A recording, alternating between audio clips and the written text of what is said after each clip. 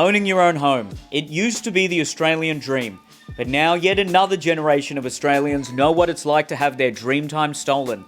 Like the top shelf at Woolies to a short king, for many young Australians, owning a home is completely out of reach. The entire market just feels like the happy endings massage industry. Sleazy, unethical, and most transactions are between an old person and a Chinese international. In fact, I'm not sure what Chinese boomers love more, Australian housing or not having a daughter. Let's look at some stats. In 2021, only 28% of Australians aged 25 to 34 owned their own home, compared to 50% in the 1980s. This is the most significant drop, damaging the psychology of young people, unless of course you've had a drink at a Diddy party. As of 2024, home ownership rates have declined to 65%, matching the decline of Anthony Mundine's brain after his NRL and boxing career. In the post-World War II period, social housing made up 30% of the total housing stock. Today, it's less than 5%. Clearly, the people who make housing policy don't watch Spaniard, so they don't understand how vital it is to maintain a growing stock of social housing. In the 1950s, the average house was 3 to 4 times the median income. Today, it's over 7. Boomers are a lot like Andy Lee. They've managed to own multiple properties just because they knew a guy. Their parents fought fascism, whereas they would look at the gas chambers and think, oh, you could turn this into a studio apartment and charge $2,000 a month. Housing is crazy as well. Everyone's living at home till they're middle-aged. We're basically all becoming Italian. That's what's happening. On the demand side, things are more heated than a bogan with a dashcam camera. In the 1980s, less than 20% of new home loans went to investors. Today, it's nearly 40%. Like Kim Kardashian's ass, Australian housing is an attractive asset that has ballooned to be worth millions. The only difference is, it's usually white guys in Australian housing. In fact, like all Kardashian assets, Australian housing is artificially inflated. It's like Facebook, still experiencing growth, mostly driven by boomers and non-English speakers.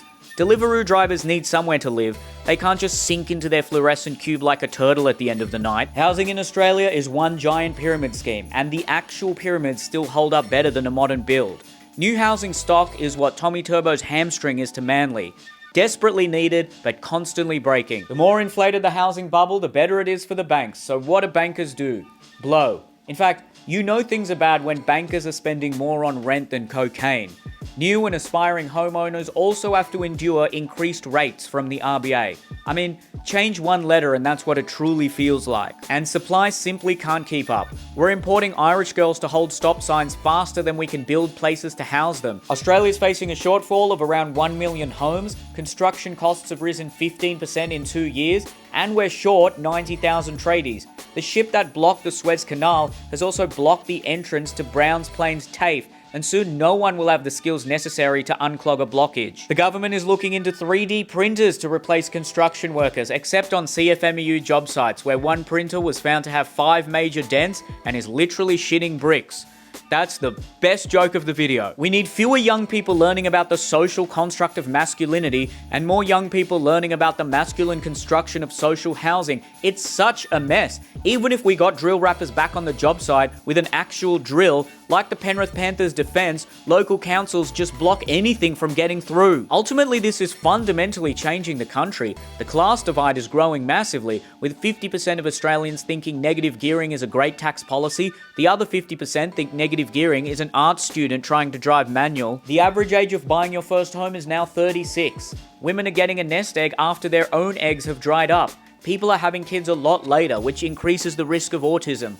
I guess in 30 years, at least our public transport will finally be on time. Housing prices are pushing thousands of digital nomads overseas in search of greener pastures. Like the nomadic Genghis Khan, in 1,000 years' time, there will be an Australian marketing specialist who is the direct ancestor of 10% of Asia.